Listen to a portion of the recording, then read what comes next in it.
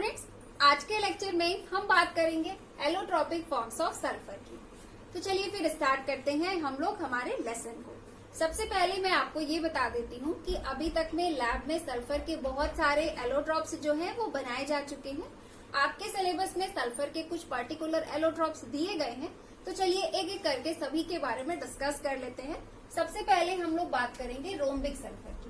तो पहले मैं आपको ये बता दूं कि रोम्बिक सल्फर के बारे में आपको क्या क्या चीजें लर्न करनी है। आपको यहाँ पे लर्न करना है इसके स्ट्रक्चर को, इसके कंप्लीट प्रिपरेशन को और इसकी कुछ पर्टिकुलर प्रॉपर्टीज को। ठीक है, तो पहले स्ट्रक्चर पे आ जाते हैं। स्ट्रक्चर के बारे में मैं आपको बता दूं कि जो आपके ये सल्फर रोम्बिक के क्रिस्टल्स होते हैं ये बहुत सारे S8 यूनिट्स से मिलकर के बने होते हैं।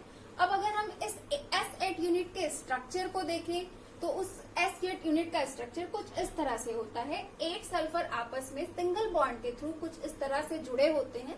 इस तरह के शेप को हम लोग बोलते हैं क्राउन शेप और इस तरह की रिंग को बोलते हैं हम लोग पकड़ रिंग। ठीक है, तो ये तो बहुत सिंपल सी बात हो गई, सल्फर के S8 यूनिट के स्ट्रक्चर की बात हो गई। ठीक है, चलिए अब आ जाते हैं हम लोग इसके प्रिपरेशन में। तो इसके प्रिपरेशन में मैं आपको बता दूं कि इसके प्रिपरेशन को, इसका जो प्रिपरेशन किया जाता है उसमें ओवरऑल 3 स्टेप्स होते हैं। नॉर्मल से इजी स्टेप्स हैं। इसको आपको कुछ इस तरह से समझना है कि आप खुद लैब में मौजूद हैं और आप खुद ही सल्फर को प्रिपेयर कर रहे हैं, मतलब आप खुद ही रोम्बिक सल्फर को प्रिपेयर कर रहे हैं। इस तरह से अगर आप एज्यूम करते हुए समझे तो आप जस्ट लेक्चर देखते देखते ही इसे आप आसानी से याद कर लोगे। ठीक है, तो अब आप इसको समझिएगा। सबसे पहले आपको क्या करना है, मान लीजिए आप लैब में हैं और सब आप बनाने जा रहे हैं रोम्बिक सल्फर को। ठीक है, तो सबसे पहले आपको क्या करना है, सबसे पहले आपको सिंपली एक बीकर लेना है। आपने बीकर लेकर रख लिया, ठीक है, टेबल में आपने बीकर लेकर रख लिया। उसके बाद आप क्या करिए, बीकर में आप लीजिए रोल सल्फर। रोल सल्फर जो कि एक येलो कलर का पाउडर होता है। ठीक है, सॉलिड फॉर्म में होता है, पाउडर फॉर्म में होता है, येलो कलर का होता है। ठीक है, तो सबसे पहले आपने क्या किया, बीकर में रोल सल्फर को ले लिया। फिर उस रोल सल्फर में आपने मिला दिया CS2 यहाँ पे क्या है, CS2 सॉल्वेंट है। ये लिक्विड फॉर्म में होता है, ये आपका सॉल्वेंट है और ये आपका क्या है, सॉल्यूट है। ठीक है, आपने इसके पाउडर फॉर्म को लिया और इसमें फिर CS2 सॉल्वेंट को जो कि लिक्विड फॉर्म में है उसको आपने उसमें मिला दिया। दोनों चीजों को आपने ले लिया ना बीकर में। अब आप क्या करिए, अब आप लीजिए एक ग्लास रॉड को लेने के बाद आप दोनों को क्या करिए, ग्लास रॉड से उसको शेक करिए। ठीक है, शेक करिए। जब आप शेक करेंगे तो क्या होगा, ये सॉल्यूट जो है इस सॉल्वेंट में डिसॉल्व होना स्टार्ट हो जाएगा। ठीक है, तो मैं आपको एक चीज बताना चाहती हूँ कि ये जो रोल सल्फर होता है ये CS2 में यानी कि कार्बन डाइसल्फाइड में सॉल्युबल होता है, बट कम्प्लीटली सॉल्युबल नहीं होता है, मॉडरेटली सॉल्युबल होता है। ठीक, तो जब आप ग्लास रॉड की सहायता से शेक करेंगे तो ये इस पे घुलना स्टार्ट हो जाएगा, लेकिन पूरी तरह से नहीं घुलेगा, कम्प्लीटली सॉल्युबल नहीं होगा। इसका कुछ परसेंट पार्ट, रोल सल्फर का कुछ परसेंट पार्ट CS2 में कार्बन डाइसल्फाइड में घुल जाएगा और कुछ पार्ट जो है वो सॉलिड फॉर्म में उसी में पड़ा रहेगा, उसी बीकर में पड़ा रहेगा। तो हमें क्या करना है, हमें चाहिए एक क्लीन सॉल्यूशन, उसमें किसी भी तरह का सॉलिड प्रेजेंट नहीं होना चाहिए। हमें चाहिए एकदम clean solution for the preparation of rhombic sulphur. ठीक है, तो अब हमें क्या करना पड़ेगा, हमें उस सॉलिड फॉर्म को सेपरेट करना पड़ेगा, है ना। तो हम उस सॉलिड फॉर्म को सेपरेट करने के लिए पता है क्या करते हैं, उसके लिए हम क्या करते हैं, एक दूसरा बीकर लेते हैं और उस पे क्या करते हैं, ऊपर से रखते हैं उसमें ये वाला फनेल। ठीक है, उस पे फनेल रखते हैं, या फिर आप रखिए नहीं, सिर्फ एक बीकर ले लीजिए और हाथ में आपने पकड़ लिया फनेल को। फनेल में आपने ऊपर से रख दिया filter paper. Okay, filter paper को रख दिया। अब ये वाला जो सॉल्यूशन आपने बनाया था इसको आप ले गए और उस पे उड़ेल दिए। जब आपने उड़ेल दिया उस पे, तो उस पे होगा क्या, जो सॉलिड पार्ट है जो डिसॉल्व नहीं हुआ था, रोल सल्फर का जो पार्ट CS2 में डिसॉल्व नहीं हुआ था वो क्या होगा, वो फिल्टर पेपर में रह जाएगा और पूरा जो सॉल्यूशन वाला पार्ट है, मतलब जो लिक्विड पार्ट है, वो चला जाएगा आपके बीकर में। ठीक है, इस तरह से बीकर में चला गया। यहाँ पे देखिए मैंने एक रफली फिगर बनाया ताकि आप समझ पाए। आपने क्या किया, यहाँ से आपने फिल्टर कर लिया। ठीक है, तो जो सॉलिड वाला पार्ट था जो डिसॉल्व नहीं हुआ था, रोल सल्फर का जो पार्ट CS2 में डिसॉल्व नहीं हुआ था, जब आपने फिल्टर पेपर की सहायता से उसको आपने छानने का काम किया तो क्या हुआ, सॉलिड पार्ट इसी में रह गया, फिल्टर पेपर के ऊपर रह गया, फनेल के ऊपर जो आपने फिल्टर पेपर लिया था उस पे रह गया, है ना। और लिक्विड पार्ट जो है वो आपका इसमें आ गया, बीकर में आ गया। तो ये जो लिक्विड पार्ट होता है ना, इसे हम लोग फिल्ट्रेट बोलते हैं। ठीक है, इतनी बात समझ में आई। पहला स्टेप ये, दूसरा स्टेप ये। पहले स्टेप में आपने जस्ट डिसॉल्व करने का काम किया था, सेकंड स्टेप में जस्ट आपने छानने का काम किया। बहुत ही सिंपल सा काम है, मतलब जस्ट फिल्टर का काम किया। अब आइए अब तीसरे स्टेप में। तीसरे स्टेप में आपको कुछ नहीं करना है, बस आपने क्या किया, आप इसी वाले बीकर को आपने लिया और उसके ऊपर उसको फिल्टर पेपर से कवर कर दिया, और फिल्टर पेपर से कवर करके आपने इसे लैब के किसी सेफ प्लेस में ले जाकर के रख दिया। अब आप आज रख दीजिए, कल जाके उसे चेक करिए। तो उससे होगा क्या कि जो उस पे लिक्विड पार्ट होगा वो खुद ही इवेपोरेट हो जाएगा। खुद में ही वो क्या होगा, लिक्विड पार्ट उसका इवेपोरेट हो जाएगा, और नीचे फिल्टर में मिलेंगे हमें क्या, छोटे छोटे से क्रिस्टल्स, येलो कलर के हमें क्रिस्टल्स दिखाई पड़ेंगे। तो वो जो येलो कलर के क्रिस्टल्स मिलते हैं ना, वही एक्चुअल में होते हैं आपके रोम्बिक सल्फर। तो ये रोम्बिक सल्फर को प्रिपेयर करने का तरीका होता है, जो कि बहुत ही सिंपल है। फर्स्टली आपने CH2 में रोल सल्फर को डिसॉल्व किया, देन आपने फिल्टर किया, फिल्टर करने के बाद आपने इवेपोरेशन कर लिया, और आपको क्या मिल गया, आपको मिल गया रोम्बिक सल्फर। तो आपका प्रिपरेशन भी कंप्लीट, ठीक है, स्ट्रक्चर भी आपका कंप्लीट हो गया। इसके एस यूनिट के स्ट्रक्चर को आपने सीख लिया, इसके प्रिपरेशन को भी सीख लिया। चलिए अब इसकी प्रॉपर्टीज में आ जाते हैं। तो रोम्बिक सल्फर की अगर हम लोग प्रॉपर्टीज की बात करें तो इसकी सबसे पहली प्रॉपर्टी तो ये है कि सल्फर के इतने सारे एलोट्रोपिक फॉर्म्स बनाए जा चुके हैं, बट उन सब में जो सबसे ज्यादा स्टेबल होता है वो होता है आपका रोम्बिक सल्फर। ये सबसे ज्यादा स्टेबल भी है और सबसे ज्यादा कॉमन भी है। ऑब्वियस सी बात है, जो चीज सबसे ज्यादा, जो एलोट्रोप सबसे ज्यादा स्टेबल होगा उसी को ज्यादातर बनाया जाएगा, है ना। तो इसीलिए वो सबसे ज्यादा कॉमन भी हो गया। तो पहली प्रॉपर्टी ये है। दूसरी प्रॉपर्टी ये है कि अगर आप रोम्बिक सल्फर को वाटर के साथ मिक्स करते हो तो ये वाटर में डिसॉल्व नहीं होगा, वाटर में ये इनसॉल्युबल होता है। आप देख सकते हो ये S8 यूनिट्स से मिलकर के बना होता है, कितना कॉम्प्लिकेटेड स्ट्रक्चर है, और नॉन पोलर भी है ना। तो वाटर जैसे पोलर सॉल्वेंट में कहाँ डिसॉल्व हो पाएगा, ठीक है। तो ये वाटर में डिसॉल्व नहीं होता है। लेकिन अगर हम इसे CH2 में डिसॉल्व करें तो ये आसानी से CH2 में डिसॉल्व हो जाता है। CH2 में इसकी सॉल्युबिलिटी काफी अच्छी होती है, ठीक।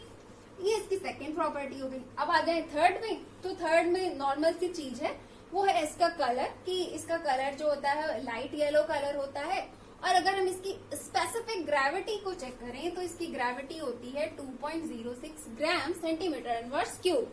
ओके, चलिए आ जाते हैं नेक्स्ट पॉइंट में। तो नेक्स्ट पॉइंट में हम बात करेंगे इसके मेल्टिंग पॉइंट की। रोम्बिक सल्फर का मेल्टिंग पॉइंट होता है 385.8 केल्विन। तो यहाँ पे हमारा रोम्बिक सल्फर कंप्लीट हो गया है। चलिए अब हम लोग सल्फर के नेक्स्ट एलोट्रॉप की बात करते हैं। नेक्स्ट एलोट्रॉप है हमारा मोनोक्लिनिक सल्फर। तो सबसे पहले मैं आपको ये बता दूं कि मोनोक्लिनिक सल्फर को हम लोग बीटा सल्फर या फिर प्रिज्मेटिक सल्फर भी कहते हैं, इसके ये दोनों नाम भी हैं। अब आ जाते हैं इसके स्ट्रक्चर में। तो इसके स्ट्रक्चर में मैं आपको बता दूं कि ये भी ठीक उसी तरह से जैसे आपका रोम्बिक सल्फर होता है ना, उसी तरह से मोनोक्लिनिक सल्फर का भी जो क्रिस्टल्स हैं वो भी S8 मॉलिक्यूल्स से ही मिलकर के बने हैं। तो ऑब्वियस सी बात है कि जब दोनों सेम मॉलिक्यूल से ही मिलकर के बने, दोनों S8 यूनिट से ही मिलकर के बने हैं, तो दोनों के जो स्ट्रक्चर्स होंगे वो सेम होंगे, ठीक है।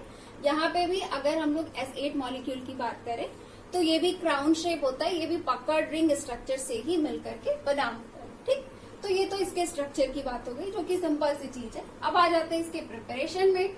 तो प्रिपरेशन में मैं आपको बता दूं कि प्रिपरेशन का मेथड थोड़ा अलग है, उसे यहाँ पे हम लोग समझ लेते हैं, लेकिन ये भी बहुत सिंपल है। इसके लिए करना क्या होता है, कुछ नहीं, बस एक पोर्सलिन डिस्क होती है। पोर्सलिन डिस्क व्हाइट कलर की होती है, आप लोगों ने अपने लैब में देखी होगी। सबसे पहले क्या करते हैं, पोर्सलिन डिस्क लेते हैं। उस पोर्सलिन डिस्क में हम सबसे पहले क्या करते हैं कि सल्फर को ले लेते हैं। पोर्सलिन डिस्क में सबसे पहले हमने सल्फर को लिया, उसके बाद हम क्या करते हैं कि इस तरह से बर्नर के ऊपर सबसे पहले स्टैंड लगाते हैं। स्टैंड के ऊपर रखते हैं वायर गॉज, और वायर गॉज के ऊपर हमने रख दिया पोर्सलिन डिस्क, और यहाँ से हमने हीट प्रोवाइड करना स्टार्ट किया। हीट हम लोग प्रोवाइड करते रहते हैं। हीट प्रोवाइड करने से क्या होता है कि जो सल्फर था पोर्सलिन डिस्क में वो मेल्ट हो जाता है।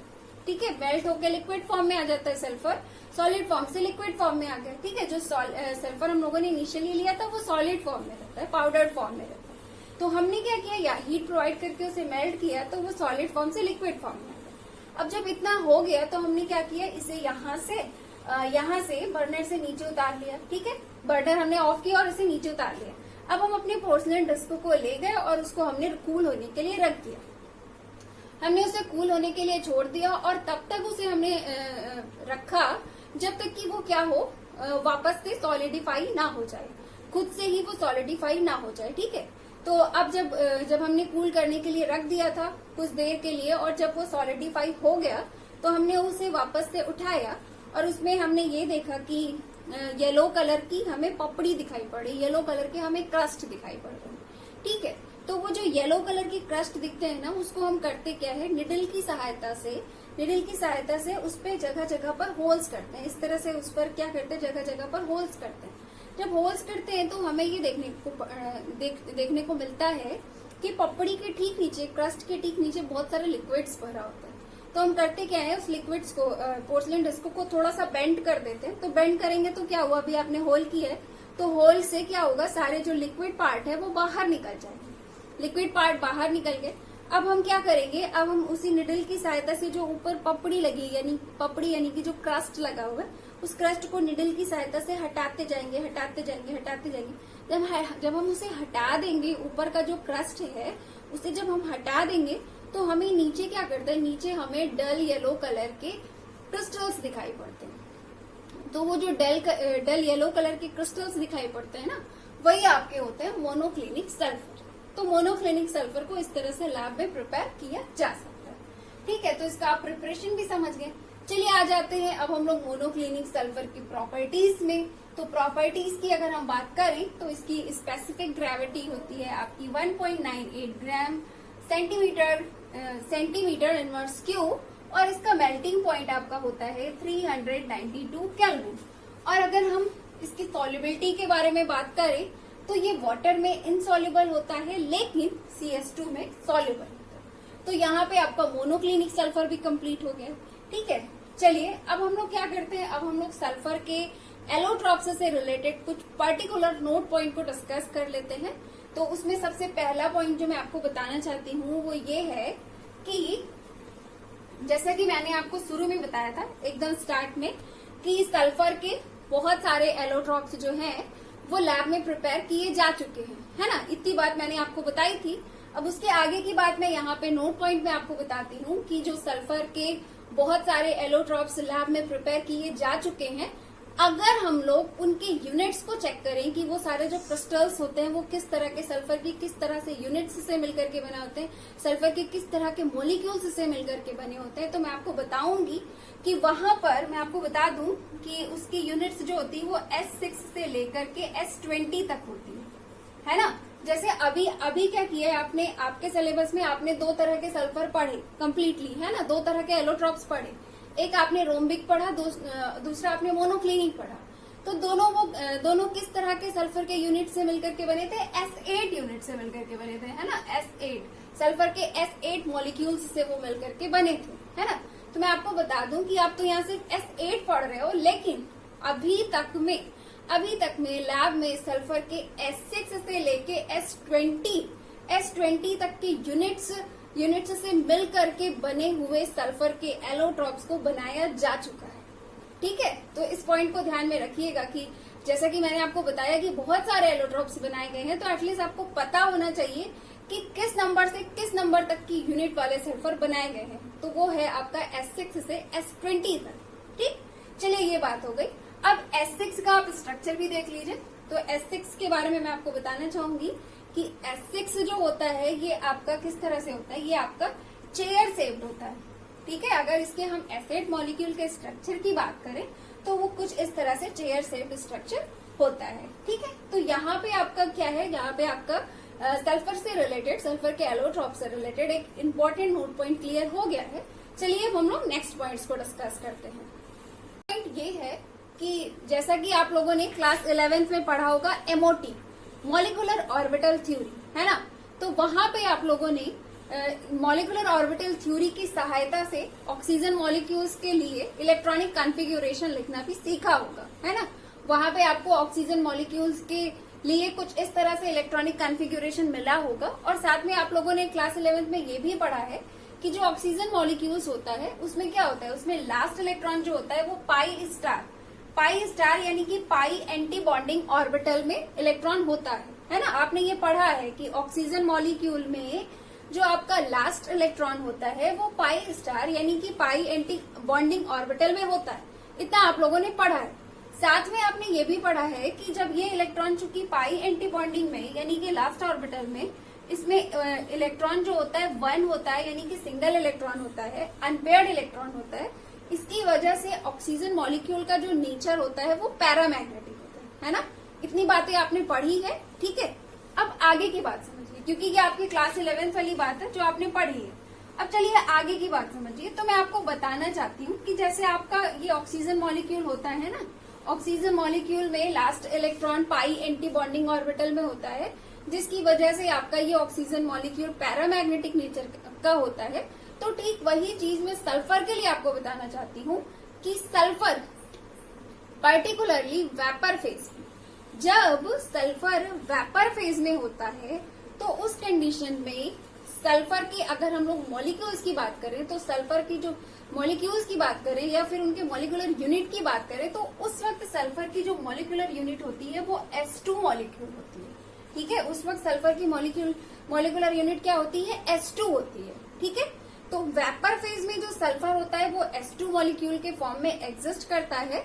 और इसके भी अगर हम लोग क्या करें, इसमें भी अगर हम इलेक्ट्रॉन को चेक करें तो S2 मॉलिक्यूल में भी क्या होता है, लास्ट इलेक्ट्रॉन पाई एंटी बॉन्डिंग ऑर्बिटल में होता है, जिसकी वजह से इस S2 मॉलिक्यूल का जो मैग्नेटिक नेचर होता है वो पैरामैग्नेटिक होता है, ठीक है।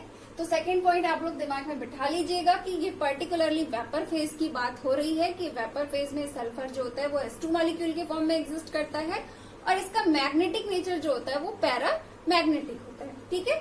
तो ये सेकंड पॉइंट की बात हो गई। अब आ जाते हैं हम लोग थर्ड पॉइंट में। अब देखिए थर्ड पॉइंट में मैं आपको बताना चाहूंगी सल्फर रोम्बिक और सल्फर मोनोक्लिनिक के ट्रांजिशन टेम्परेचर के बारे में। देखिए जो ये आपका सल्फर रोम्बिक और सल्फर मोनोक्लिनिक होता है ना, इसका ट्रांजिशन टेम्परेचर होता है 369 केल्विन। 369 केल्विन एक्चुअल में ये इस सल्फर के लिए, ये सल्फर के जो S8 यूनिट से S8 यूनिट वाले जो ये आपके दोनों सल्फर के एलोट्रॉप्स हैं, इनके लिए ये टेम्परेचर जो होता है ये आपका ट्रांजिशन टेम्परेचर होता है। ट्रांजिशन टेम्परेचर का मतलब कि 369 केल्विन इनके लिए ऐसा टेम्परेचर है जिसमें कि ये दोनों फॉर्म एग्जिस्ट करते हैं, ठीक है। 369 केल्विन में सल्फर रोम्बिक और सल्फर मोनोक्लिनिक दोनों ही फॉर्म को एग्जिस्ट करता है, ठीक है। दोनों ही फॉर्म को एग्जिस्ट करते हैं। अच्छा अब सोचिए, अब आप लोगों के दिमाग में एक बात ये आ रही होगी कि दोनों फॉर्म एग्जिस्ट करता है, इसका क्या मतलब है। और साथ ही साथ आप लोगों के दिमाग में एक बात और भी आ रही होगी कि अभी जब आप लोगों ने सल्फर रोम्बिक और सल्फर मोनोक्लिनिक के बारे में पढ़ा तो वहां पे आप लोगों ने ये पढ़ा कि दोनों ही S8 मॉलिक्यूल से मिलकर के बने होते हैं, है ना। अगर हम उनके मॉलिक्यूलर स्ट्रक्चर की बात करें, उनके मॉलिक्यूलर यूनिट के बारे में बात करें तो ये किससे मिलकर के बने होते हैं, S8 यूनिट से मिलकर के बने होते हैं, है ना। तो अभी आप लोगों ने पढ़ा कि दोनों ही S8 यूनिट से बने होते हैं। S8 दोनों की मॉलिक्यूलर यूनिट S8 होती है और दोनों के जो मॉलिक्यूलर का स्ट्रक्चर होता है, मॉलिक्यूल का स्ट्रक्चर होता है दोनों का सेम होता है, दोनों ही क्राउन शेप्ड होते हैं, पकड़ रिंग होती है। तो दोनों में फर्क क्या है ना, फर्क क्या है रोम्बिक सल्फर और मोनोक्लिनिक सल्फर में, फिर फर्क क्या है, इस चीज को भी हमें समझना चाहिए। तो इस चीज के लिए मैं आपको बता दूं कि फर्क एक्चुअल में इनका होता है क्रिस्टल के स्ट्रक्चर में। अब आप लोग सोचेंगे कि क्रिस्टल स्ट्रक्चर क्या होता है, तो मैं आपको पहले क्रिस्टल स्ट्रक्चर का मतलब बताती हूँ। देखिए होता क्या है, क्रिस्टल स्ट्रक्चर का मतलब क्या होता है। जैसे ये रोम्बिक सल्फर है ना, रोम्बिक सल्फर के अगर हम आपको क्या करें पाउडर्ड फॉर्म में दें, आपको अगर हम क्या करें रोम्बिक सल्फर जो एक्चुअल में रूम टेम्परेचर पे, जैसा कि ये पाउडर के फॉर्म में एग्जिस्ट करता है, पाउडर के फॉर्म का मतलब क्रिस्टल्स के फॉर्म में एग्जिस्ट करता है। मैं आपको समझाने के लिए बता रही हूँ कि वो जो पाउडर होता है, पाउडर का मतलब जो सॉलिड फॉर्म होता है, तो रूम टेम्परेचर में अगर मैं आपको दूं तो ये आपको सॉलिड पाउडर के रूप में दिखाई पड़ेगा ऊपर से, ठीक है। नॉर्मली आपको वो ऊपर से सॉलिड पाउडर के फॉर्म में दिखाई पड़ेगा। लेकिन अगर आप थोड़ा सा और पास जाइए, पास जा करके उसको, उसके जो आपके छोटे छोटे से उसके पाउडर के जो कण है, जो पार्टिकल्स, अगर आप उसको देखिए थोड़ा थोड़ा सा फॉरशेप की सहायता से या निडल की सहायता से उनके कणों को देखिए, यानी कि उनके पार्टिकल्स को देखिए, तो आपको दिखाई पड़ेगा कि जो आपके ये सल्फर रोम्बिक होते हैं उनके जो कण यानी कि जो क्रिस्टल्स हैं वो आपके इस तरह से होते हैं, ऑक्टाहेड्रल होते हैं, ठीक है। क्रिस्टल का मतलब जो मैंने आपको बताया ना, क्रिस्टल स्ट्रक्चर का मतलब होता है कि वो जो सॉलिड फॉर्म है, जो पाउडर्ड फॉर्म है, उसमें जो पार्टिकल्स मौजूद है, उन सारे पार्टिकल्स को हम लोग बोलते हैं क्रिस्टल, ठीक है। तो अगर आप उस पार्टिकल्स को देखो, ध्यान से देखो, एक एक पार्टिकल को अगर आप फॉरशिप की सहायता से या निडल की सहायता से दूर दूर करके देखो तो आपको दिखेगा कि उसका जो स्ट्रक्चर होता है वो कैसा होता है, कुछ इस तरह से होता है, ऑक्टाहेड्रल होता है, ठीक। ये किसके केस में है? रोम्बिक सल्फर के केस में। रोम्बिक सल्फर के जो क्रिस्टल्स होते हैं वो आपके कैसे होते हैं? ऑक्टाहेड्रल होते हैं, और उनका कलर जो होता है वो डार्क येलो होता है, ठीक। लेकिन मोनोक्लिनिक सल्फर की अगर हम लोग बात करें तो मोनोक्लिनिक सल्फर में क्या होता है? मोनोक्लिनिक सल्फर के अगर आप क्रिस्टल्स को देखोगे फॉरशिप की सहायता से और निडल की सहायता से, अगर मैं आपको दूं, आप चेक करो, तो आपको दिखाई पड़ेगा कि वो निडल सेट के हैं, ठीक है। तो फर्क दोनों की कहाँ पर है? फर्क होता है दोनों की क्रिस्टल के स्ट्रक्चर में, ठीक। बाकी अगर हम लोग इनर यूनिट की बात करें, इनर यूनिट का मतलब मॉलिक्यूलर यूनिट की बात करें, किस तरह के मॉलिक्यूल से वो मिलकर के बना है, तो मॉलिक्यूल दोनों का सेम है, दोनों ही S8 मॉलिक्यूल से मिलकर के बने हैं, ठीक है। तो इस बात को समझिएगा। अब जैसा कि मैंने आपको बताया कि ट्रांजिशन टेम्परेचर ऐसा टेम्परेचर होता है जिसमें दोनों फॉर्म को एग्जिस्ट करते हैं। तो दोनों फॉर्म के को एग्जिस्ट करने का मतलब ये है कि अगर 369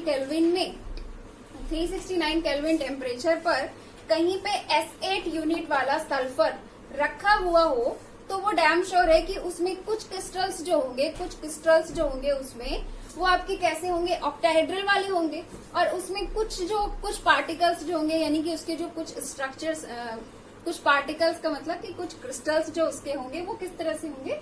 निडल के फॉर्म में होंगे, ठीक है। दोनों तरह के फॉर्म्स में वो होंगे। तो इतनी बात आपको समझ में आ गई होगी कि ट्रांजिशन टेम्परेचर क्या होता है। ट्रांजिशन टेम्परेचर में दोनों फॉर्म एग्जिस्ट करते हैं, और दोनों में फर्क क्या है? दोनों के मॉलिक्यूलर स्ट्रक्चर में कोई फर्क नहीं होता है।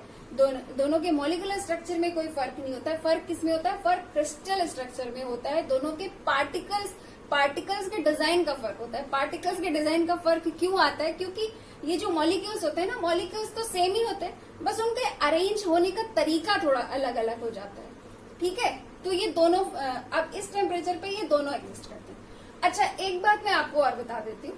कुछ बुक्स में क्या होता है कि कुछ बुक्स में ये भी लिखा होता है कि 369 केल्विन टेम्परेचर ऐसा टेम्परेचर होता है जिसमें कि अगर आपका रोम्बिक सल्फर है और रोम्बिक सल्फर को आप 369 केल्विन पे हीट कर दो तो वो मोनोक्लिनिक सल्फर में कन्वर्ट हो जाता है, और मोनोक्लिनिक सल्फर को अगर आप 369 केल्विन टेम्परेचर पर हीट कर दो तो वो रोम्बिक सल्फर में कन्वर्ट हो जाता है। तो उसका मैं मतलब बताना चाहती हूँ, वो कम्प्लीटली कन्वर्जन नहीं होता। वो 369 केल्विन टेम्परेचर में वो कोई कम्प्लीटली कन्वर्जन नहीं होता, बल्कि दोनों फॉर्म एग्जिस्ट करने लगता है। अगर कहीं कम्प्लीटली मोनोक्लिनिक था तो वो थोड़ा सा क्या होगा, रोम्बिक में भी कन्वर्ट होना स्टार्ट हो जाएगा, ठीक है। और अगर रोम्बिक था, कम्प्लीटली रोम्बिक था और 369 केल्विन टेम्परेचर पे आपने रखा तो मोनोक्लिनिक भी बनना स्टार्ट हो जाएगा। तो दोनों फॉर्म को एग्जिस्ट करेंगे 369 केल्विन टेम्परेचर में, ठीक है। तो इसका ये सेंस है, इस चीज को समझिएगा, ठीक है। इस पे कंफ्यूज मत होइएगा। अच्छा, चलिए, इतनी बात तो आप समझ गए। अब एक बात यहाँ पे और समझिए कि जो आपका ये रोम्बिक सल्फर है, जैसा कि आप ये अभी तक आप यहाँ तक हमेशा यही पढ़ते आए हो कि 369 केल्विन में दोनों फॉर्म को एग्जिस्ट करता है। तो कोई ऐसा भी तो टेम्परेचर होगा जहाँ पे ये अकेले एग्जिस्ट करते होंगे। कोई ऐसा टेम्परेचर होगा ना जहाँ पे मोनोक्लिनिक सल्फर कम्प्लीटली, मतलब जहाँ पे मोनोक्लिनिक सल्फर देखने को मिले, complete acid molecule monoclinic sulphur में कन्वर्ट हो जाता हो, है ना। और कोई ऐसा भी तो टेम्परेचर होगा जिसमें कंप्लीट एसिड मॉलिक्यूल से बना हुआ सल्फर का एलोट्रॉप रोम्बिक सल्फर में कन्वर्ट हो जाता हो, है ना। तो उस तरह के टेम्परेचर के बारे में भी हमें बात करनी चाहिए। तो मैं आपको बता दूं कि 369 केल्विन से हायर टेम्परेचर जब हायर टेम्परेचर होता है तो कंप्लीटली कौन सा सल्फर बन जाता है, मोनोक्लिनिक सल्फर बन जाता है। F8 मॉलिक्यूल से मिल करके बना हुआ सल्फर का जो एलोट्रोप होता है वो 369 केल्विन से अबव टेम्परेचर पर कंप्लीटली किस फॉर्म में एग्जिस्ट करता है, मोनोक्लिनिक सल्फर के फॉर्म में एग्जिस्ट करता है। और 369 केल्विन से लेस टेम्परेचर पर कंप्लीटली किस फॉर्म में एग्जिस्ट करता है, रोम्बिक सल्फर के फॉर्म में एग्जिस्ट करता है। ठीक है, तो यहाँ पर आई थिंक अब आप लोगों को पूरी तरह से सल्फर के एलोट्रॉप्स के बारे में क्लियर हो गया होगा। ठीक है, तो अब हम लोग मिलेंगे नेक्स्ट लेक्चर में। Have a nice day, thank you so much.